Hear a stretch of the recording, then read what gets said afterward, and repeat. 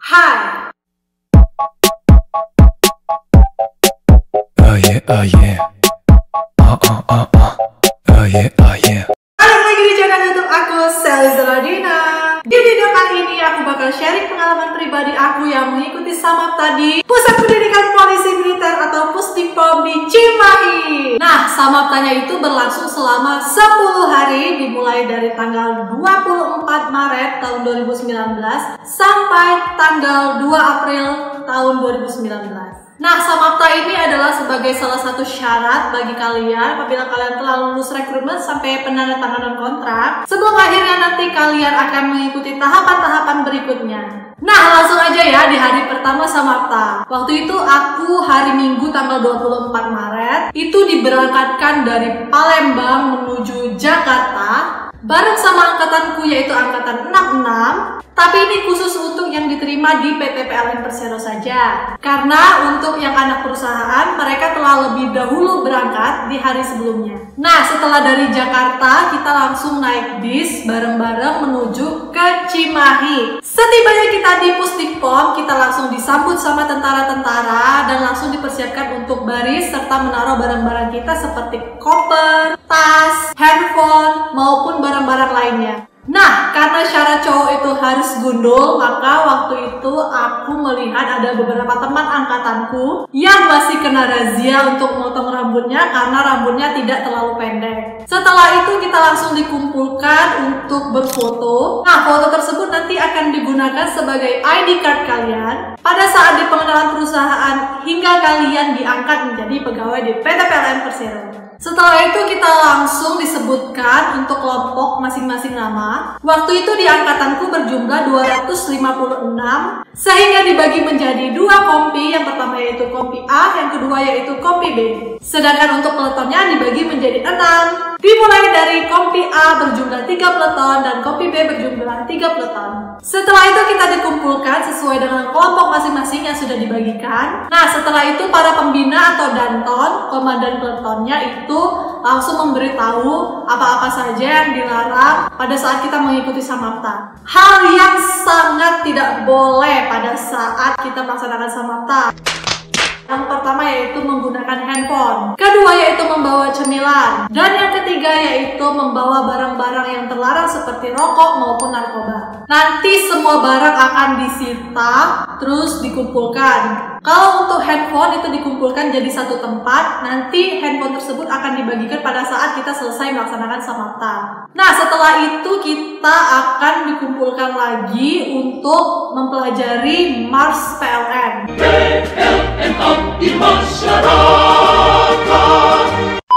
di mana Mars ini harus dihafalkan bagi insan dan seluruh calon pegawai PT PLN Persero. Setelah itu kita langsung dilatih untuk melaksanakan upacara pembukaan yang akan diadakan esok harinya. Nah, nanti masing-masing danton akan mencari perwakilan dari semua siswa untuk menjadi perwakilan pada saat pembukaan upacara tersebut. Dari semua siswa, nanti yang terpilih akan ada 2 orang siswa yang mewakili. Yang pertama yaitu perwakilan untuk penyematan tanda siswa. Yang kedua yaitu perwakilan untuk pembacaan janji siswa. Dari ke-256 siswa, terpilihlah 2 orang siswa tersebut. Untuk penyematan tanda siswa, terpilihlah teman angkatanku yang bernama Satrio. Sedangkan untuk perwakilan pembacaan janji siswa, itu aku. Sombong amat. Nah, setelah itu kita diberikan latihan selama 1 hari full untuk pelaksanaan upacara pembukaan tersebut. Setelah itu, keesokan harinya kita dibagikan baju tentara atau baju siswa untuk pelaksanaan Samapta tersebut yang akan kita gunakan selama 10 hari.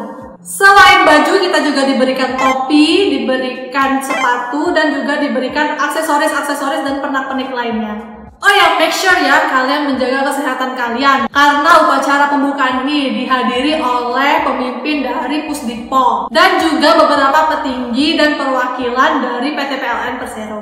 Oh ya, untuk laki-laki dan perempuan pada saat melaksanakan Samapta di Pusdikpom itu tempat menginapnya dipisah. Ya iyalah dipisah, masa disatuin. Nah, untuk yang putri itu dibagi menjadi 2 barak. Yang pertama barak 72, yang kedua yaitu barak 73. Di mana aku stay di barak 73.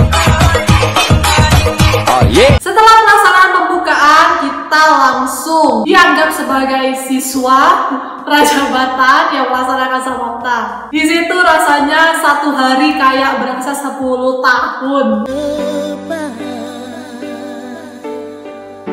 Semuanya kita diatur, mulai dari bangun tidur, mulai dari makan, ibadah, pokoknya semuanya diatur disiplinnya. Kita diharuskan jam 4 pagi itu juga sudah bangun, sudah rapi-rapi, sudah berberes, dan pokoknya semuanya udah siap. Terus biasanya nanti ada senam pagi. Nah, setelah senam pagi tersebut kita langsung siap-siap untuk melaksanakan makan pagi. Setelah makan pagi lalu lanjut ke aktivitas berikutnya. Kalau untuk jadwal makan itu pagi hari jam 6 pagi, untuk siang jam 12 siang, dan untuk makan malam sekitar jam setengah 7. Oh ya, pada saat setelah pembukaan kita juga dilatih untuk pembuatan yel-yel agar pada saat kita melaksanakan samapta kita jadi makin semangat dan makin bergairah, supaya yang tadinya ngantuk, yang tadinya lemes, yang tadinya lunglai, yang tadinya pokoknya ya nggak bersemangat, itu jadi makin berkobar-kobar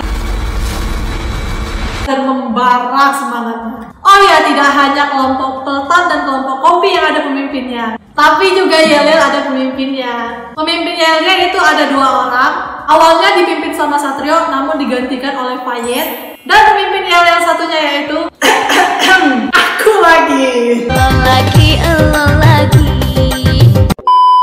Coba mana semuanya yang nonton, terutama angkatan anak nih. Cek sound dulu dong, cek sound. Sound. Ha. Oh ya, kalau mau tahu kegiatan yel-yel itu seperti apa, berikut videonya.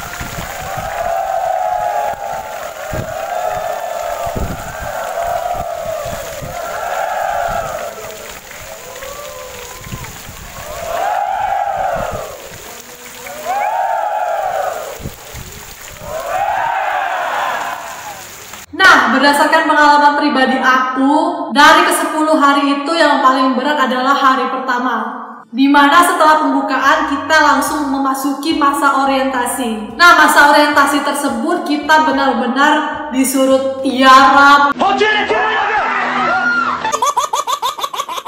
guling, jongkok, merangkak, pokoknya jungkir balik, pokoknya semuanya itu harus kita lakukan. Dan hal yang paling aku benci banget pada saat masa orientasi, itu aku disuruh merayap. Sumpah itu aku benci banget, pokoknya kalau ingat masa-masa itu. Pada saat disuruh merayap tuh kayak dongkol banget hatiku. Gak cuman itu, kita juga disuruh untuk masuk ke selokan, terus juga lari-larian. Bahkan untuk makan pun kita bergantian. Jadi saran aku, apabila kalian mengikuti samapta, pada saat di masa orientasi itu kalian jangan makan banyak. Karena berdasarkan pengalamanku, itu kan aku kirain kan kita disuruh menghabiskan makanan yang ada di depan kita ya, yang sudah diambil. Ternyata kita itu nanti akan di rolling dan disuruh menghabiskan ke piring berikutnya. Kebayang gak sih kalau kalian udah kenyang di awal, terus kalian dapat piring yang ternyata masih penuh? Itu tuh kesel, ya Allah, astagfirullah. Astagfirullahaladzim.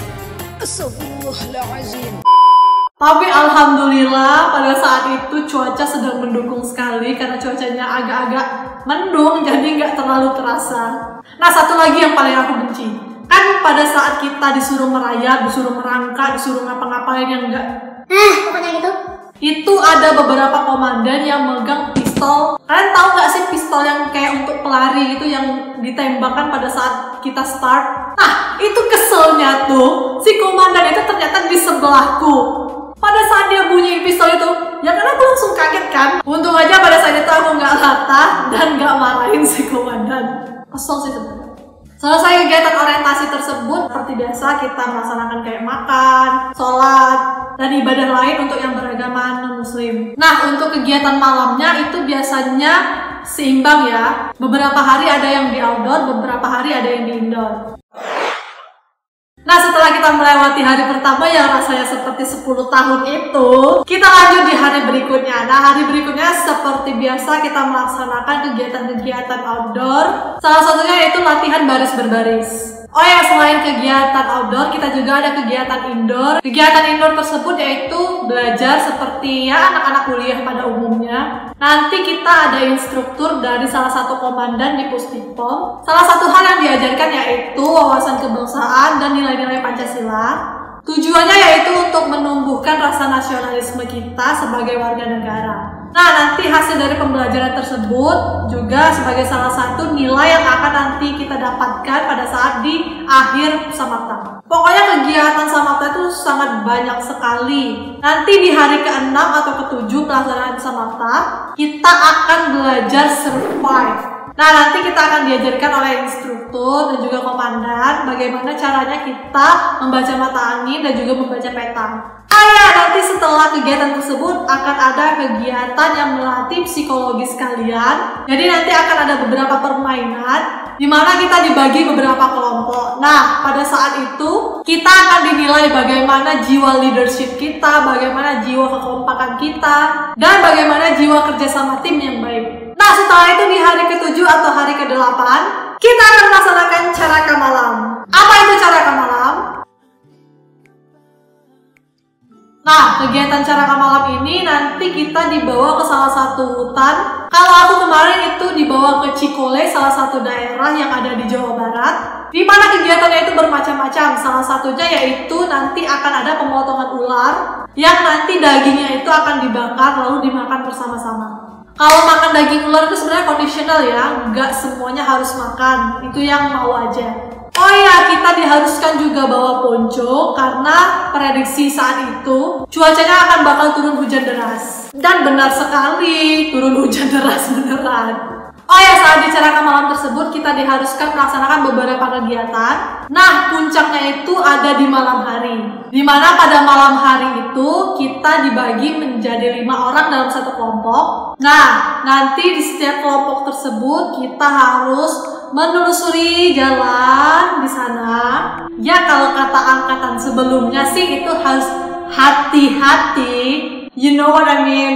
Ya, pokoknya kita itu harus hati-hati dan nggak boleh kepisah sama kelompok kita. Nanti itu ada beberapa sandi yang harus kita hafalkan. Intinya caraka malam yang di malam hari ini adalah kita sebagai pengirim pesan atau informan untuk menyampaikan pesan tersebut kepada seseorang di mana orang tersebut jauh dari tempat kita. Nah, apabila pesan tersebut tidak tersampaikan, nanti kalian bakal kena hukuman. Alhamdulillah kelompokku itu nggak ada yang kena hukuman. Yang menyedihkan itu teman-temanku yang lain. Mereka disiram pakai air got. Iya, air got. Setelah itu pada saat malam hari kita dikumpulkan di suatu tenda, di mana tenda tersebut tempat kita menginap. Keesokan harinya kita melaksanakan kegiatan lainnya. Oh iya, biasanya di hari kelima kita sudah dibagikan kelompok, di mana kelompok tersebut nantinya akan ditampilkan pada saat penutupan Samapta. Nah, berdasarkan pengalaman pribadi aku untuk angkatanku sendiri yaitu angkatan 66, itu dibagi menjadi 4 kelompok. Yang pertama yaitu kelompok kolonel, yang kedua yaitu kelompok PBB, yang ketiga yaitu kelompok silat, yang keempat yaitu kelompok penabuh gendang. Nah, di mana nanti setelah sisa-sisa akhir Samapta kita diharuskan untuk latihan. Biasanya latihannya itu di malam hari setelah kita melaksanakan kegiatan.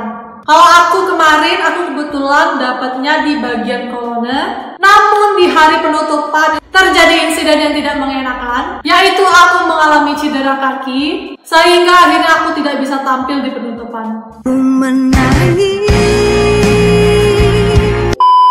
Kalau kakiku tidak cedera pada saat itu, aku ditunjuk sebagai pemimpin pasukan kolonel yang memegang pedang dan membawa pedang.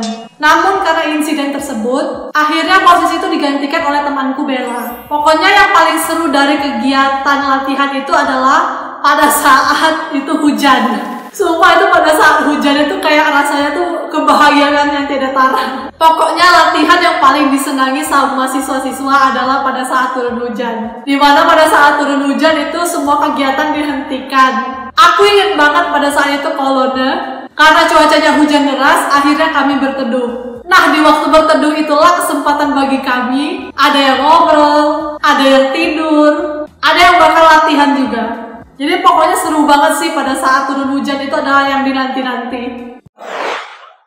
Akhirnya tiba juga di hari yang terakhir, yaitu penutupan, di mana sesuai perkataanku sebelumnya, yaitu dari keempat kelompok tersebut nanti akan ditampilkan di depan komandan-komandan sekaligus juga pimpinan yang ada di Pusdikpom. Dan alhamdulillah penutupannya berjalan dengan lancar dan seluruh rangkaian Samapta juga berjalan dengan lancar. Walaupun ada beberapa temanku yang mengalami cedera, termasuk juga aku. Ada juga yang mengalami sakit, ada juga yang mengalami hal-hal yang tidak mengenakan.